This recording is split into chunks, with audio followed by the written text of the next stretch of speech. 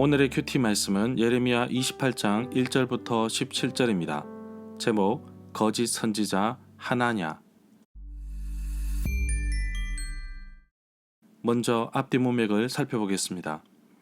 예레미야 27장에서 예레미야를 통해 선포되는 하나님의 뜻은 남유다가 철저하게 하나님의 심판을 받는 것입니다. 그래서 예레미야에게 줄과 막대기로 멍에를 만들어 예레미야의 목에 메고 유다 왕 시드기야를 만나려고 온 사신들을 통해 각 나라 왕들에게 여호와의 뜻을 전하라고 하십니다.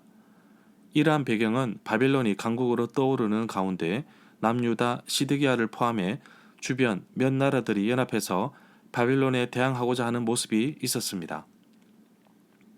그러나 이러한 모습은 여호와 하나님의 뜻과 정반대되는 행동입니다. 여호와 하나님은 바벨론에 항복하고 포로가 되어 끌려가는 것이 살 길이라고 말씀하십니다. 남유다 백성들이 살 길은 말씀해 주셨는데도 끝까지 불순종하는 이들이 있었습니다. 거짓 선지자들은 절대로 바벨론 왕의 노예가 되지 않을 것이라고 말합니다. 거짓 예언하는 자들은 여호와께서 보낸 자들이 아닙니다. 결국 거짓 예언자들도 죽을 것이며 그 말을 듣는 백성들도 죽게 될 것입니다. 포로만 되는 것이 아니라 절대로 파괴되지 않을 것으로 여겼던 예루살렘 성전의 보물마저도 빼앗길 것이라고 하십니다. 그러나 하나님의 뜻에 따라 바벨론에게 항복하고 하나님의 심판을 받아들이면 하나님께서는 시간이 다 지난 후에 그들을 회복시키실 것이며 바벨론은 심판을 받게 되고 다시 여호와의 성전의 보물들과 기구들을 되돌려 놓을 것이라고 말씀하셨습니다. 예레미야 28장에 와서는 하나냐가 거짓 예언을 하는 것을 볼 수 있습니다. 하나님의 뜻이 바벨론에게 하는 것이라고 말하는 예레미야 앞에 서서 바벨론의 멍에는 꺾일 것이다 라고 거짓 주장을 합니다. 그리고 포로로 끌려간 여호야긴 왕과 빼앗겼던 성전의 보물들이 되돌아올 것이라고 거짓 예언합니다. 그러면서 예레미야가 메고 있던 멍에를 박살내버립니다. 그러나 하나님은 예레미야를 통해 거짓 선지자 하나냐에게 다시금 말씀을 전하십니다. 내게 부수었던 것은 나무 멍에였지만 남유다에게 내릴 멍에는 쇠로 된 멍에이다 라고 하십니다. 2년 안에 회복될 것이라고 거짓 예언하였던 하나냐는 1년 안에 죽게 된다고 예고하셨습니다.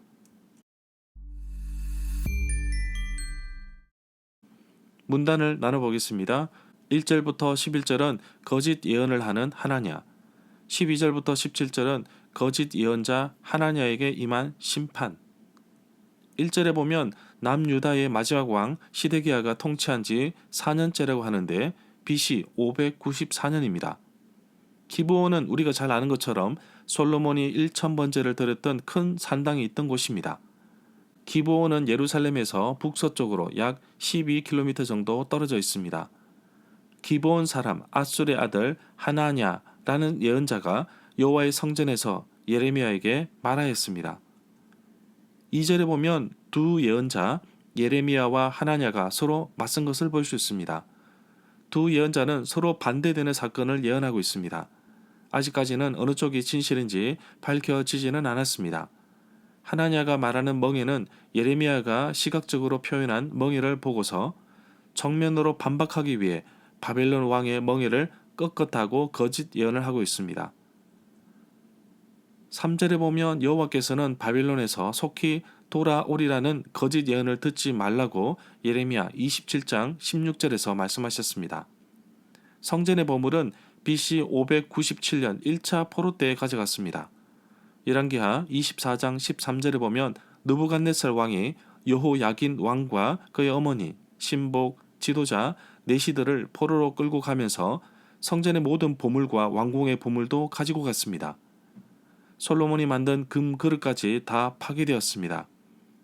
거짓 선지자 하나냐는 바벨론으로 가져간 성전의 물건들을 2년 안에 다시 가져오겠다고 말합니다. 4절에 보면 이 단락, 2절부터 4절의 단락은 거짓 선지자 하나냐의 말입니다.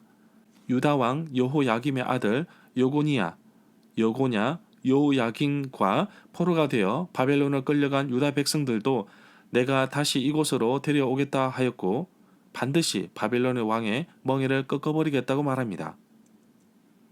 6절에 보면 솔직히 말해서 예레미야도 바라는 내용입니다.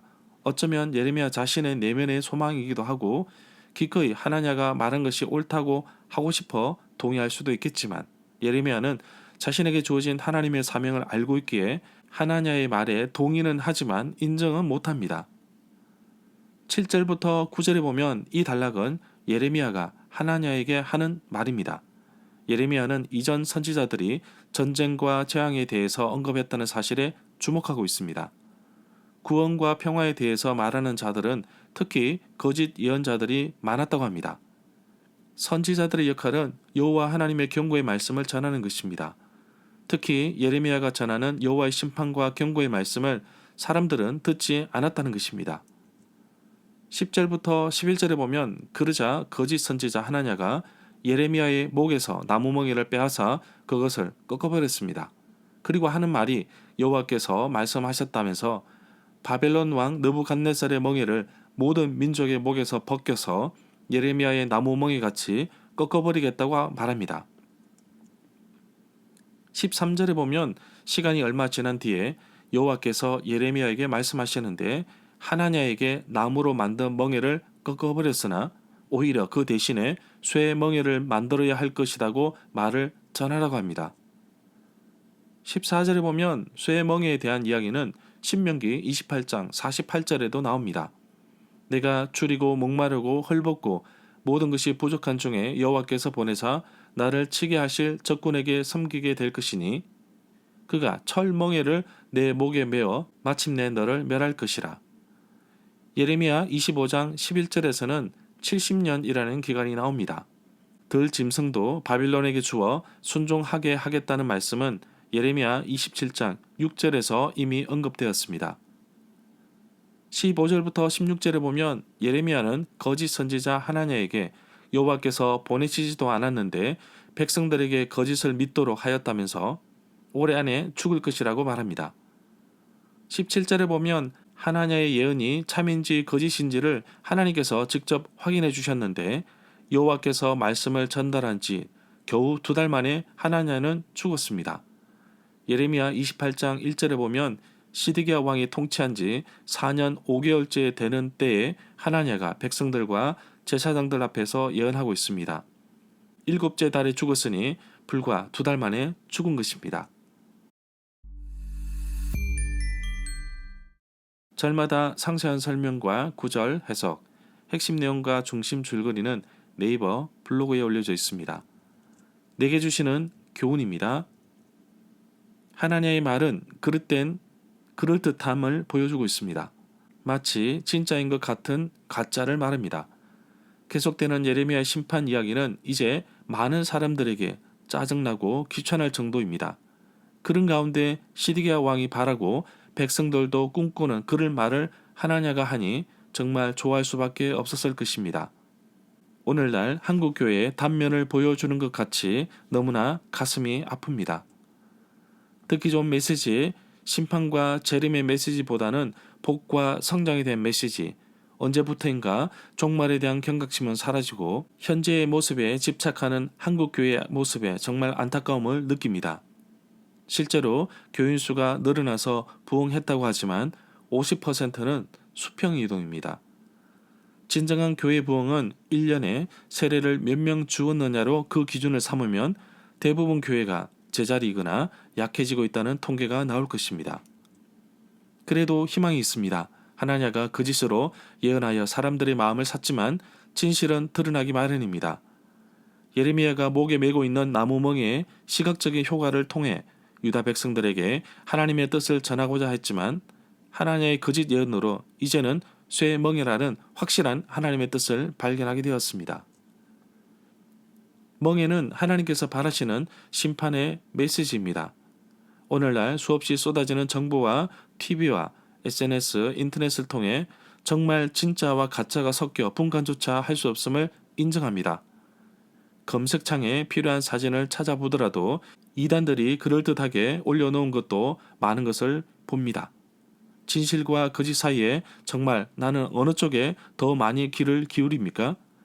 귀의 달콤한 말보다는 비록 쓴소리지만 나를 향한 하나님의 뜻이라는 것을 인식하고 받아들일 때 비로소 나는 하나님 앞에 한 걸음 더 나갈 수 있게 됩니다. 거짓에 귀를 기울이지 맙시다. 거짓을 어떻게 구별하느냐고요? 진리만 찾으십시오. 그러면 그 기준이 생깁니다. 그러기 위해서 꾸준히 하나님 말씀을 가까이 하고 하나님께서 교회를 통해 공동체를 통해 이끌어 가심을 따르십시오. 또한 교회에서 리더십으로 계신 분들은 정말 나의 말과 발언이 하나님의 뜻에 부합하며 하나님께 거스르지는 않는지, 나의 생각과 마인드가 하나님을 향하고 있는지 반드시 체크해야 할 것입니다.